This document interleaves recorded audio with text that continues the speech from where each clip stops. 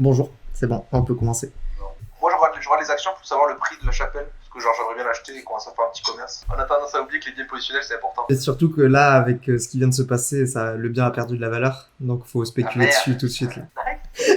T'as combien de PO sur toi? Ben, j'en vais...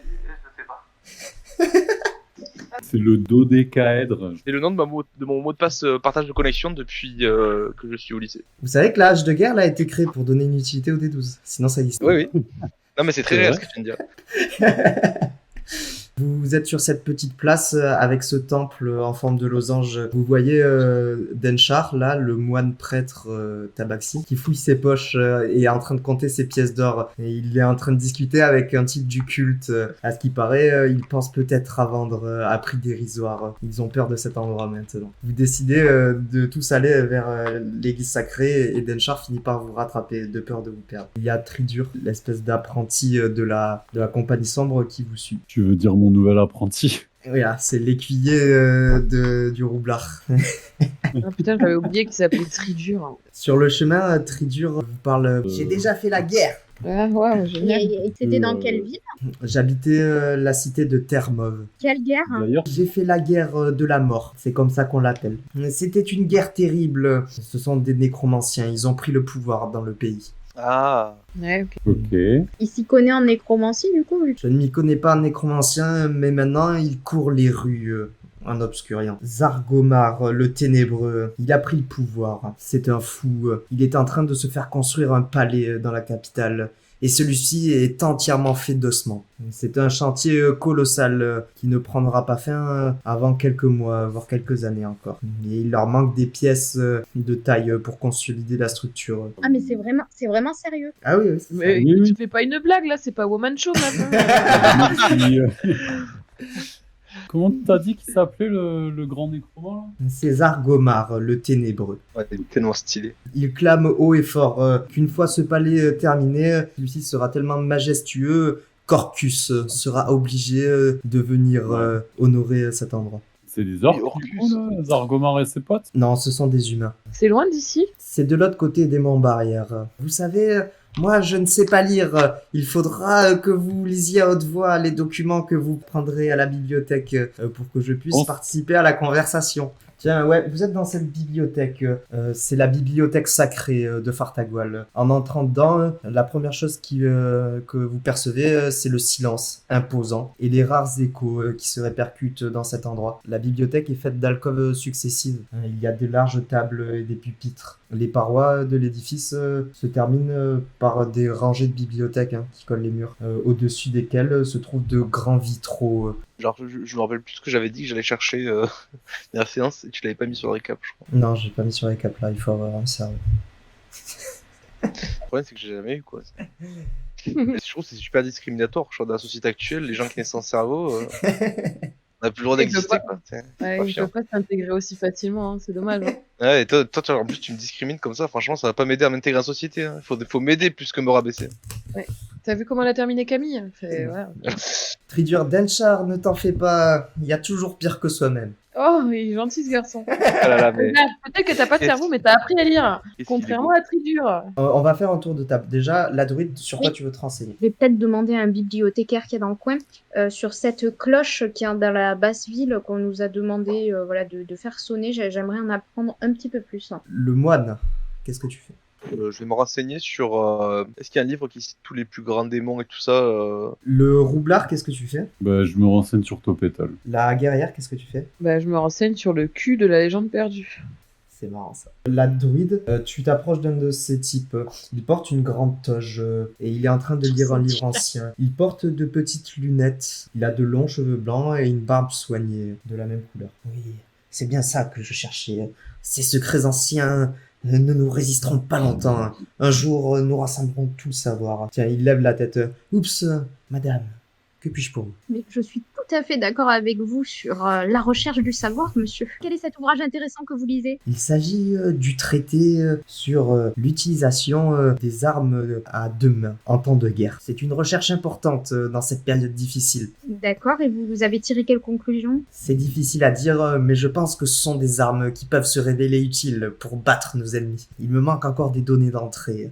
Et quelles armes utilisent nos ennemis? En quelle proportion? Devons-nous allier ces armes à deux mains avec des armes à distance ou des armes de corps à corps plus furtives? Bah, je pense que ça peut être intéressant de faire un mix selon le type de situation, en fait. Oui, cela peut être une solution. Nous investiguons. Très bien, très bien. Eh bien, avant de vous laisser continuer à investiguer, j'ai entendu parler d'une sorte d'église, chapelle dans la basse ville. Une en particulier, une chapelle qui nous a été recommandée par le prêtre du Meur, donc j'imagine que c'est Métor. Une fabuleuse église magnifique, avec son grand dôme et sa cloche gigantesque. Nous aussi, on a une grande cloche dans l'équipe. Nous devons avoir un recueil au sujet de la construction de cette église. Eh bien, cela m'intéresse. Je voudrais bien le consulter, s'il vous plaît. Tu finis par tomber sur cet ouvrage. C'est une archive qui raconte la construction de l'église. Cela date d'il y a 350 ans. Le chantier a été confié à un grand architecte. Il semblerait que c'était le descendant de celui qui a construit la muraille de la cité. On raconte les rituels, les sacrements et les grands événements qui se sont passés là-bas. Les grandes personnes qui s'y sont mariées ou qui ont reçu les sacrements avant de se faire enterrer. Est-ce qu'il y a éventuellement un plan de cette église sur l'architecture intérieure que je puisse Oui. imaginer à quoi ça ressemble? Ouais, je vais te l'envoyer. Le moine, tu commences à farfouiller les rayons, à la recherche d'éléments sur les démons. Tu finis par trouver un type. Il porte un gros manuscrit entre ses bras. Il est bien plus large et bien plus long que son torse. Il a du mal à le soulever. Tiens, il bloque tout le passage là. Mais j'attends qu'il passe, je n'ai rien à foutre de ce gars. Hop. Attends, je rejette quand même le livre qu'il prend, manière de, tu vois. Le livre qui prend trouver des réponses dans les autres plans. Non mais c'est presque ce que je veux en fait, il casse les couilles ce mec. Je fais ouais, salut. Attends, je le pose. Non mais il est ridicule ce mec. On n'est pas habitué à porter des charges aussi lourdes. Vous m'aidez? Ah ouais, je l'aide. Finis par déplacer l'ouvrage sur une vaste table. Cela fait des mois que je le cherchais. Il était caché au fond de la bibliothèque derrière une rangée de livres. Si c'est pas indiscret, je vous en savez pourquoi. Je veux voir si on peut trouver des gens dans les autres plans qui pourraient nous aider. Ok. Vous voulez pas me laisser le regarder un petit peu avant?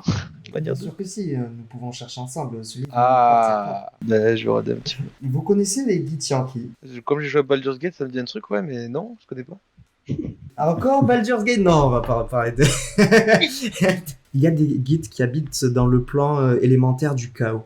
C'est ce que j'ai lu dans un autre livre. Ouais, non, mais il est mignon, hein, mais moi je ne le recherche pas ça. Qu'est-ce que vous voulez chercher dans ce livre? Qui d'autre pourrait nous aider? Moi j'essaie de me renseigner sur la source du mal plutôt que me renseigner sur qui peut nous sauver. Après, dans le bouquin, là, juste, bon, je suis pas là, mais est-ce que je peux suggérer quelque chose? Ouais, vas-y, on est méta ici. Dans le bouquin là, que le mec il a, peut-être tu peux trouver des infos sur les abysses. Bref, je vous souhaite bonne recherche. Je vais me rentrer en lecture. Je cherche des informations sur le sabot Trajam. Le sabot Trajam est un démon assez particulier. Il est très chaotique. C'est une boule d'énergie faite de sabots qui frappe dans tous les sens.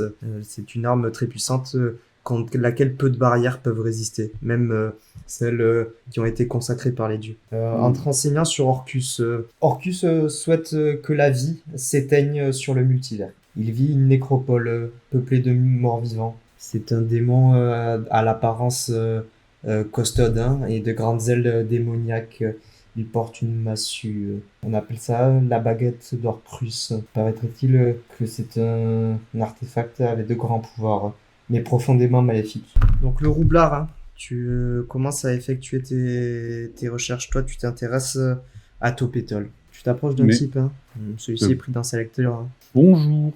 Bonjour, que les savoirs d'Algos vous soient révélés selon votre souhait. Que puis-je pour vous? Que les savoirs d'Algos vous soient révélés selon votre souhait, mon père également. Voyez-vous, je cherche à accéder aux archives concernant Topetol rédigées par le culte.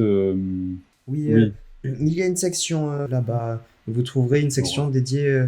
une étagère dédiée à l'histoire de Topetol. Est-ce que contre une donation généreuse et substantielle à l'église, enfin à l'église, à la bibliothèque, vous seriez prêt à allouer quelques heures l'un de vos apprentis pour apprendre aux miens les rudiments de la lecture. Oh, mais vous voulez répandre la compétence, et cela, vous n'avez pas besoin de payer, nous pouvons le faire avec grand plaisir. Cela va dans le sens des préceptes d'Algos. Trop cool, nickel. Tip top. Du coup, je confie Trident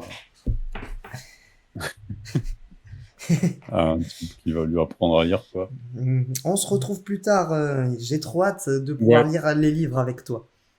Trop bien. Dans 1 heure, c'est ça?